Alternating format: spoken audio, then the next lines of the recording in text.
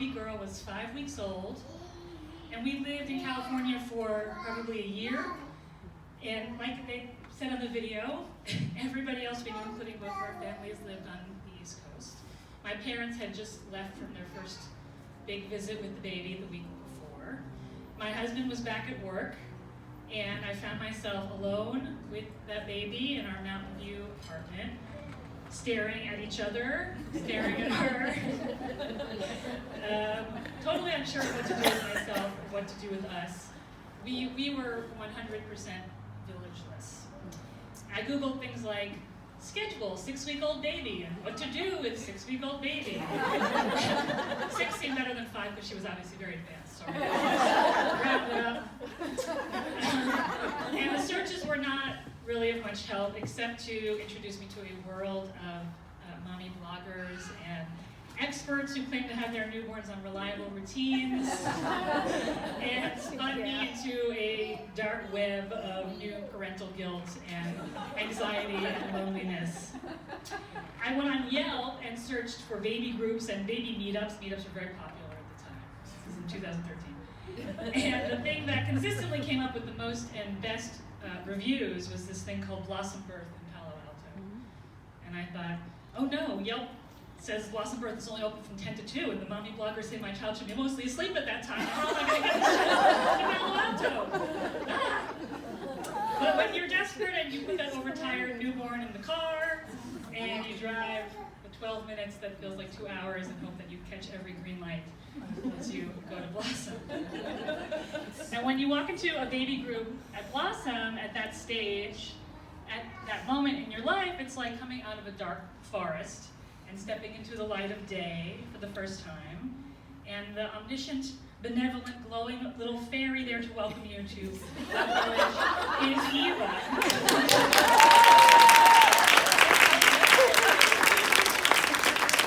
Eva wears many hats in her life, as we know, as a therapist, as a group leader, as a social worker, birth doula. And Blossom quickly became my lifeline as a new mom. I was there most days of the week during the early months of my daughter's life and found a cohort of smart and interesting women who are still my friends to this day. We would go to Eva's 0 to 6 month groups, her postpartum mood group, go for walks with our babies in their carriers, or for lunch on Cal Ave, or to stay and eat and nurse in the rooms of Blossom. And Eva always makes it a point to encourage moms to hang out for as long as they want, because motherhood can be hard and isolating, and no one is really looking out for you and your well-being. But Eva is. She wants to know how you, a fully actualized person separate from your baby, is faring during this transition. And my new friends and I would joke that if you knew Eva was the one to be gone from group 1 week, you might as well just skip that time. Of course, you don't know Eva's going to be gone. And your mind starts thinking of ways you can just turn around and leave the room without being completely rude. But it's just not the same without Eva. She is the heart and soul of Blossom.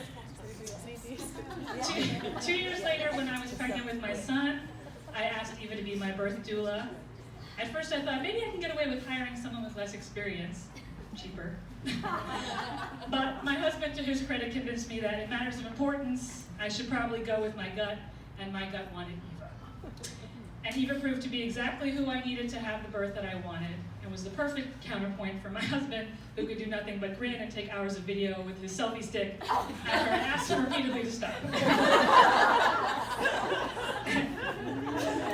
And only a few months ago, with Eva by my side, I made it through a difficult back labor and sunny-side delivery of my 3rd child, which likely would have ended in a C-section without Eva's coaching.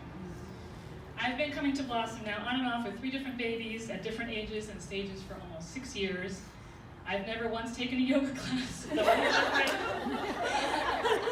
come for that village, I come for the understanding and camaraderie, and mostly I come to see Eva and to hear her perspective and her stories and her version of motherhood, a version which is honest and real and makes you feel like you are really, truly good enough.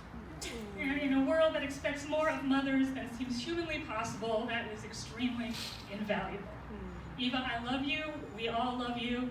It's an honor to call you a friend and a mentor, and I hope you never retire from being a den mother to all of the new moms in Silicon Valley.